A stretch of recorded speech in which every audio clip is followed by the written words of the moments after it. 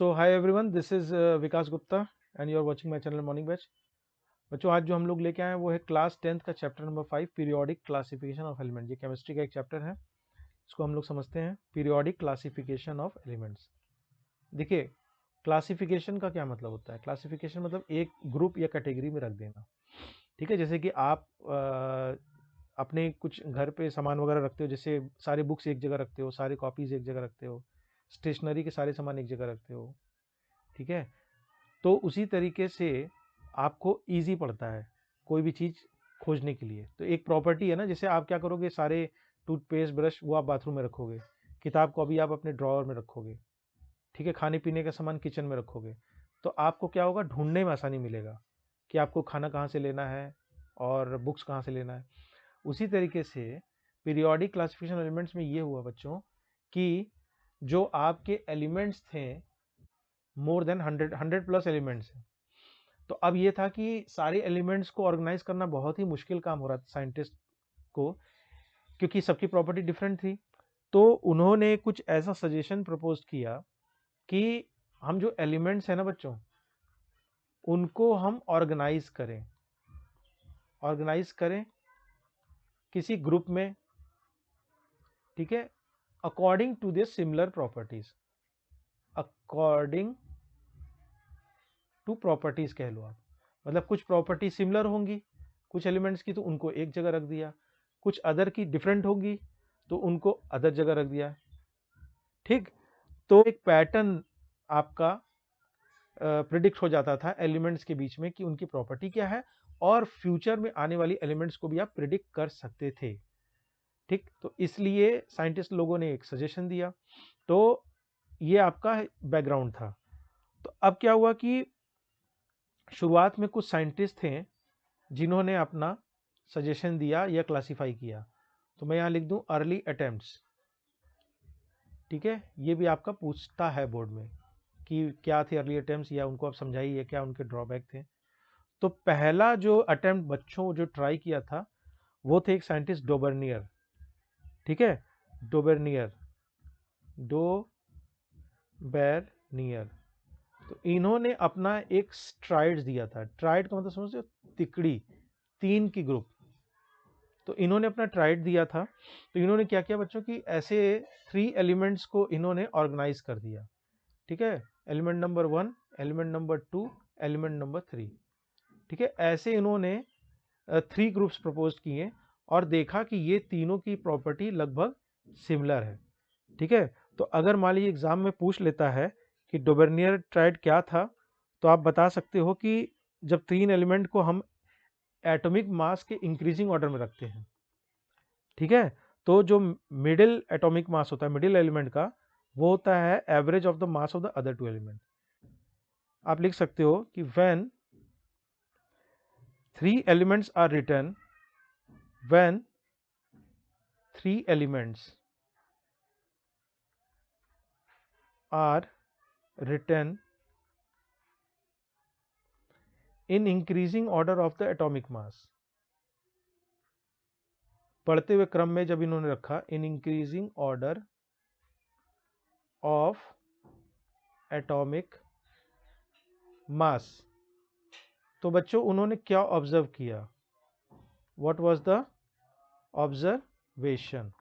तो उन्होंने ये ऑब्जर्व किया कि जो एटॉमिक मास होता है मिडिल एलिमेंट का, ठीक है, जो आपका एटॉमिक मास होता है ऑफ मिडिल एलिमेंट,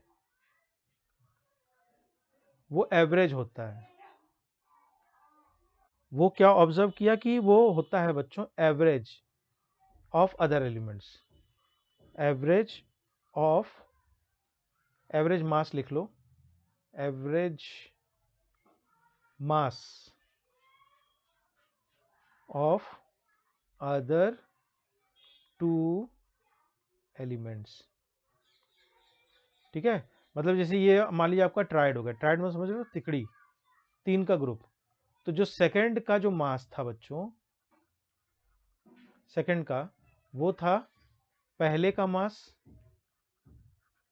प्लस तीसरे का मास, एटॉमिक मास, डिवाइडेड बाई 2, ठीक है, एवरेज, तो लगभग बराबर था, उन्होंने ऐसा देखा।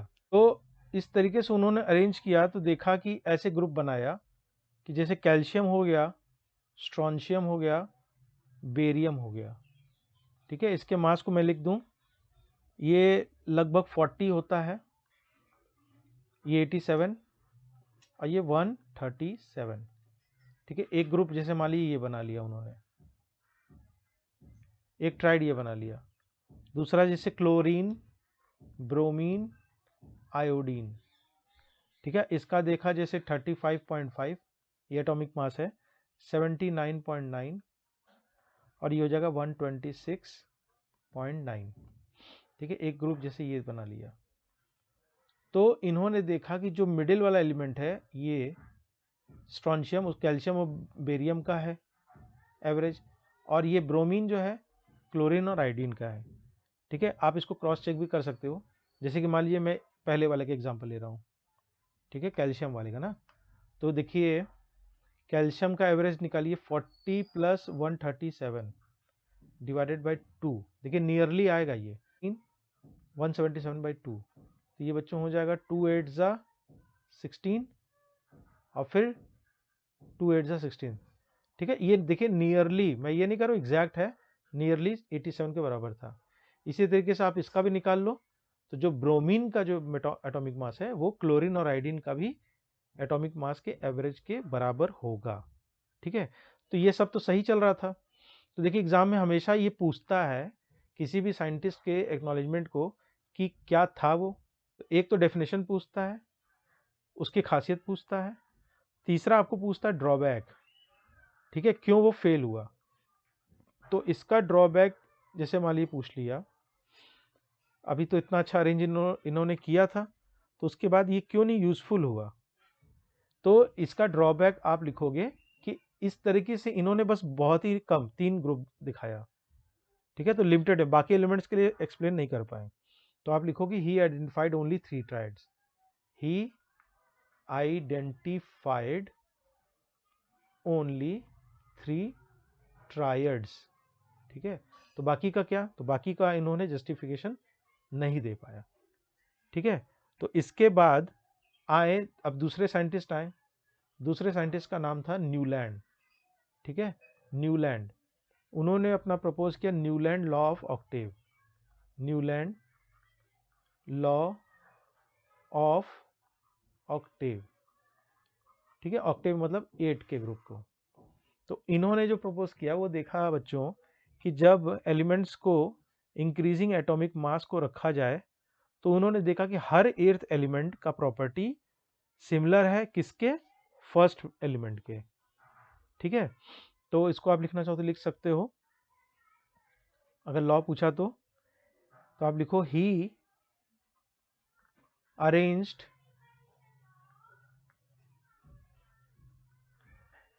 देन एलिमेंट्स, देन मतलब उस समय जितने, जरूरी थे कि 100 प्लस थे उस समय, तो देन नोन एलिमेंट्स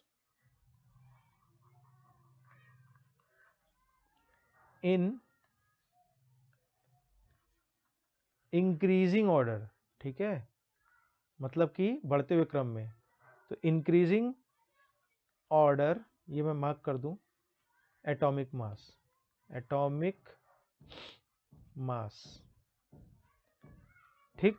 तो उन्होंने क्या ऑब्जर्व किया, क्या ऑब्जर्वेशन किया कि ही फाउंड दैट जो 8वां एलिमेंट होता है उसकी प्रॉपर्टी पहले से मिलता है। ही फाउंड दैट एवरी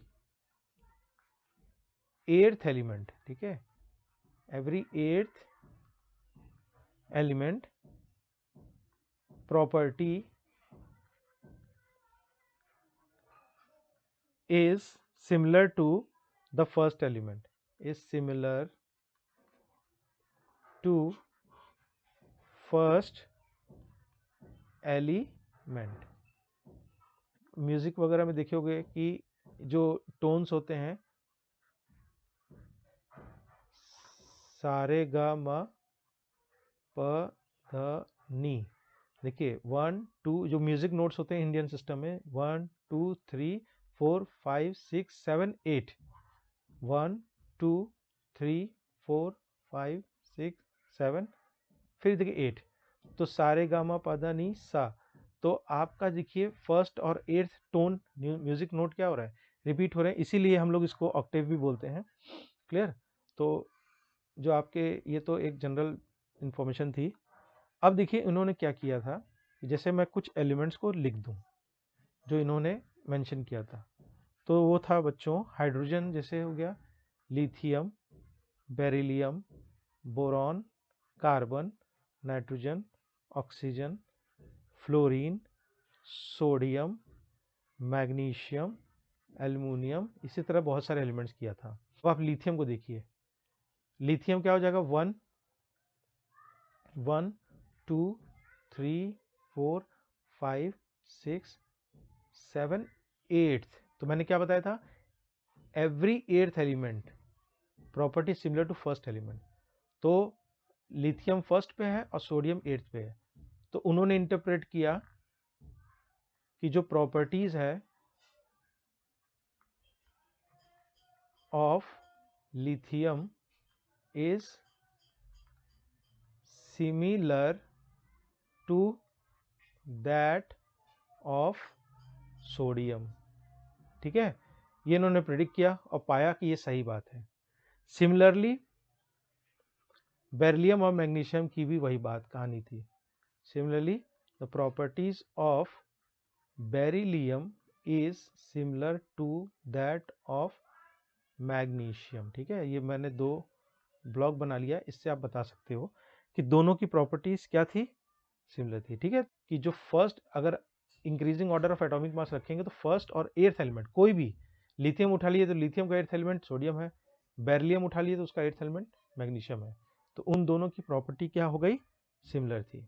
तो ये बहुत अच्छा इनका भी चल रहा था, लेकिन उसके बाद कोई ना कोई ड्रॉबैक आ जाता है, क्योंकि हर चीज़ जस्टिफाइड नहीं होता है।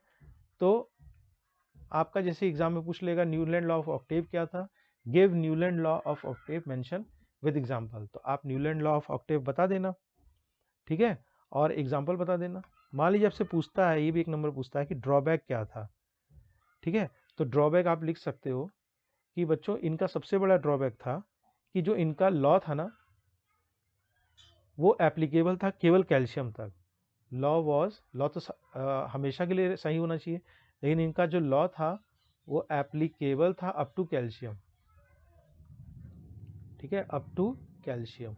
उसके बाद इनका लॉ फेल होने लगा। मतलब क्या हुआ, फिर ऐसा देखा गया कि जो एट्थ एलिमेंट है और फर्स्ट एलिमेंट है वो आपका रिपीट नहीं कर रहा था, तो आपका लॉ यहाँ पर फेल हो गया।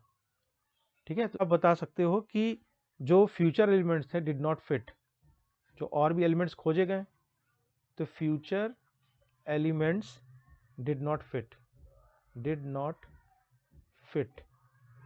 इन हिज लॉ। ठीक, and further elements did not fit in his law. तो ये दो आपस में बहुत बड़ा ड्रॉबैक था। क्लियर। तो इसके बाद मेंडलीव आए, तो मेंडलीव ने अपना सजेशन प्रपोज किया। ठीक, तो वो हम लोग नेक्स्ट वीडियो में डिस्कस करेंगे। क्लियर बच्चों। तो ये आपका मैं बता दूं कि आपका हिस्टोरिक बैकग्राउंड पूछता है, फिर उसके बाद पीरियोडिक जो आपका टेबल है वो पूछता है, उसके कुछ एलिमेंट्स को कभी पूछ लिया, और उसके बाद जो मेन होता है बच्चों वो होता है ट्रेंड्स। ट्रेंड्स मतलब कि एटॉमिक साइज, रेडियस, ये सब कैसे वेरी करेगा, मेटेलिक नॉन मेटेलिक। तो वो बहुत ही इंपॉर्टेंट वो सब वीडियो होने वाला है। तो ये तो बस इंट्रोडक्टरी वीडियो था, तो हम लोग नेक्स्ट वीडियोस में लाएंगे। क्लियर। तो इस तरह के और अच्छी वीडियोस पाने के लिए आप हमारे चैनल पे सब्सक्राइब कर सकते हो मॉर्निंग बैच पे। वीडियो वाकई हेल्पफुल लगा हो तो लाइक शेयर कर देना। मिलते हैं नेक्स्ट वीडियो में एक नए टॉपिक के साथ। Till then take care.